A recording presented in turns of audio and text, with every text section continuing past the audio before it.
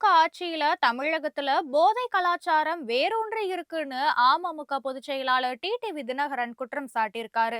இது குறித்து அவர் வெளியிட்டுள்ள எக்ஸ் தள பதிவுல, சிவகங்கை மாவட்டம் கல்லல் அருகே உள்ள செம்பனூர் அரசு ஆரம்ப சுகாதார நிலையத்துடைய பிரசவ வார்டுல கடந்த 31ஆம் தேதி அசைவ உணவுகளோட கூடிய மது விருந்து கொண்டாட்டம் நடைபெற்று இருப்பதா ஊடகங்கள்லயும் நாளிதழ்கள்லயும் வெளியாகி இருக்கிற செய்திகள் மிகுந்த அதிர்ச்சியை ஏற்படுத்துறதா குறிப்பிட்டிருக்காரு.